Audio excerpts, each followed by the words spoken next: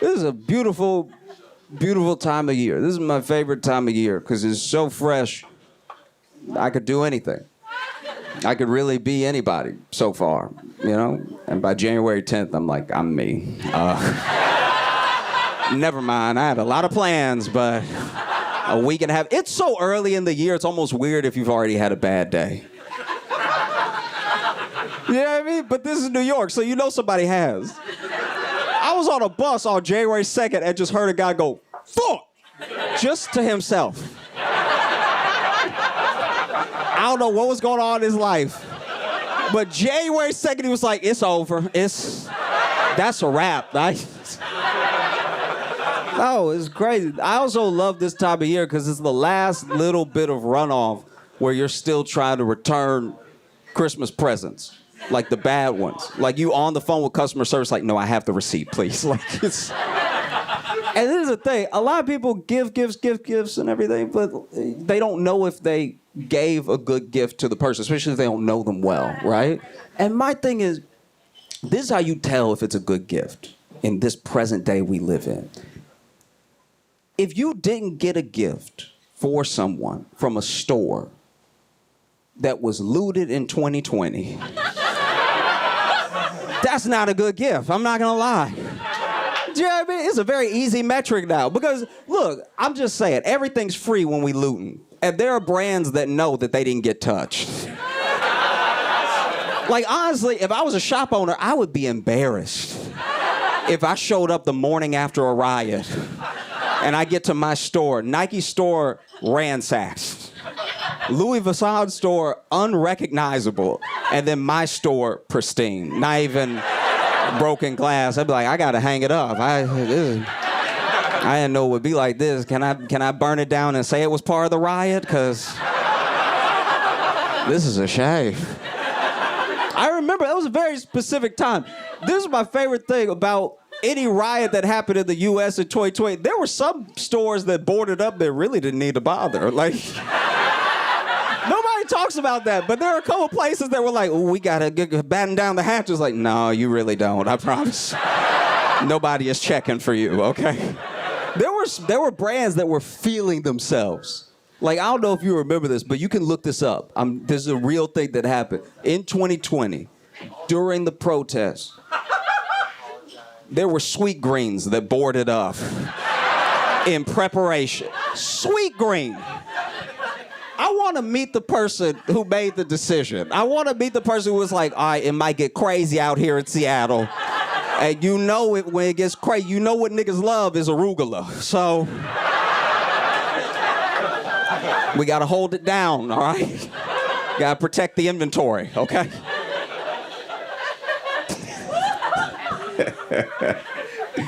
Oh, no, you don't need to bother. You know, I said all that to say if you got me a Christmas present this year, a gift card from Sweet Green, you fucked up. That wasn't the move. You bought me grass.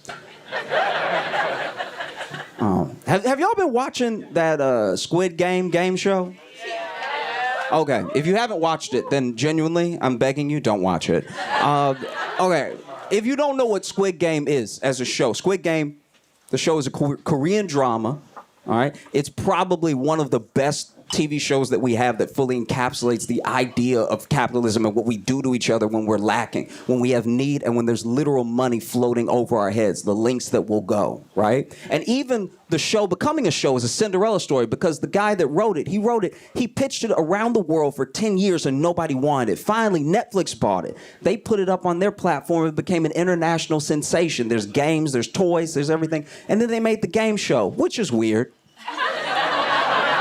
That's pretty odd, because that means they also watched the show and they saw what a commentary was on the human psyche when it comes to money, when it comes to access and everything. And then they were like, yeah.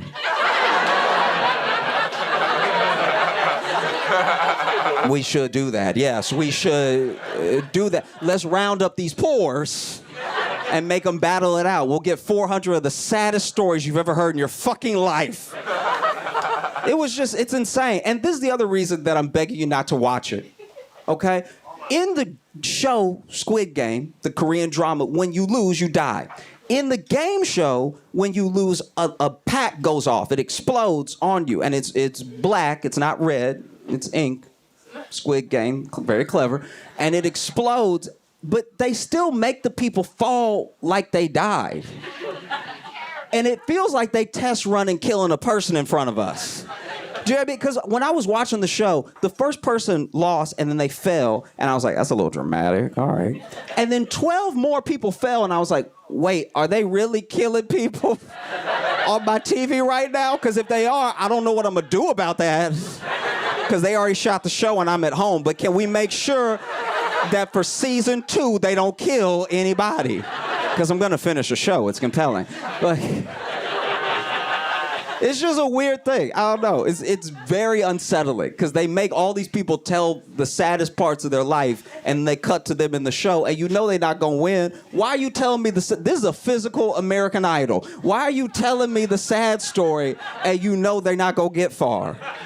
That's terrible. It would be a dude with the biggest tearjerker you could ever imagine. He's like, I'm just want to bring money back home for my cousin. He's got cancer herpes and he doesn't have a real house. He got half a house, so I want to pay for him to finish his house because he get rained on anytime it rains sideways a little bit, and so I just want to have a full roof for him to be under, not half a roof, because he really got like half an umbrella over his head right now, and so I just want to do something nice for him because he donated a bunch of his bones to orphans, and so he already didn't have a good life to begin with. And then they zoom out of the person playing the game and you see he's the shortest man that's ever lived. You're like, he's not gonna get far at all. Physical limitations alone. Why are you getting me attached to his story?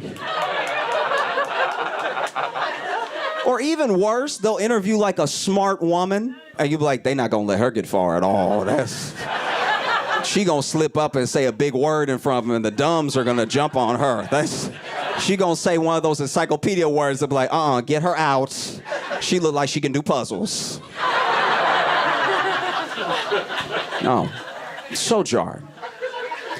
Are y'all also following this Gypsy Rose thing?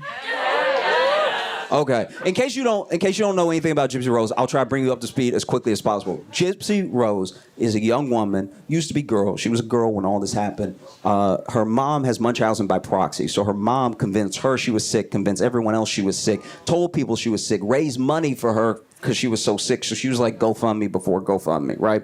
And so she was like raising all this money and everything. Then Gypsy realizes, hey, I'm not as sick as you're making me out to be. Around the same time that this happens, right? She makes a friend online. They start dating. That becomes her boyfriend, okay? And then she tells her boyfriend, you need to kill my mom so we can be together. I was not in the room when this conversation happened. But the way that I think it went was Gypsy gets close to this person and is like, you're gonna have to kill my mom so we can be together. And then he said, I was planning on killing somebody anyway. Because it took so little convincing. This man is clearly out of his mind, right? Killing a mom should be several conversations. You should have to wear me down to kill your mom. If you tell someone, I need you to kill my mom so we can be together, and they go, yup, you are also in danger. That is absolute insanity. He said yes so quick. That's the reddest flag there is. He said it so quick. Once again, I was not in the room, but he agreed to it so fast, I'm pretty sure he finished her sentence. I'm pretty sure she was like, hey, I need you to. He's like, kill your mama, I got it. And she was like, I was going to say pass the remote, but... Okay, and so then that's what happens. They meet up, and then he kills the mom, and then they get caught immediately. They get caught so fast. I was genuinely disappointed in them. I was like, you couldn't make it a day. You got caught. They got caught so insanely quickly, and so then they're not together anymore because then they flipped on each other and everything. And it's hard to stay together when you first 48'd each other, like. Where you just immediately like, it was his crazy ass. I said it at once and he did it. And so then Gypsy got way less time than him and she got out. She's out now. She got like 7 years. He got life because I'm pretty sure she only had to remind him once. I'm pretty sure She only had to be like, hey, that thing about killing your mama, yeah, it's on my calendar. All right. And look, I'm just saying, the main thing that they did wrong, besides killing a person, the main thing that they did wrong is that they didn't really understand the internet the way we don't really understand the internet. So all they did was have the most incriminating conversations online, right? I'm pretty sure they Skyped at one point. I was like, can you stop doing recordable stuff? And so then she gets out, and I saw like a TikTok of her, wishing everybody well, thanking everyone for wishing her well and everything, saying Happy New Year's. And then she said something interesting to me. She was like, "Yeah, I'm spending New Year's with my dad, my stepmom, and my husband." And I was like, "Husband?" And I was just shocked. I didn't know she had a husband. So I looked into it, and she had met somebody, and they got married in 2022. And I looked him up. Have y'all seen the husband? Yeah. Y'all seen? Okay. That man looks more like the Kevin James meme than Kevin James. I was genuinely blown away. There's a picture of him with Gypsy Rose where he's like, and it's not even a diss. That's just his swag, is that like cheeky, everything. And then apparently some people were coming for him online for some weird reason. I have no idea. And then Gypsy came to his defense, and she was like, it's okay, baby. They're just jealous because the D is fire.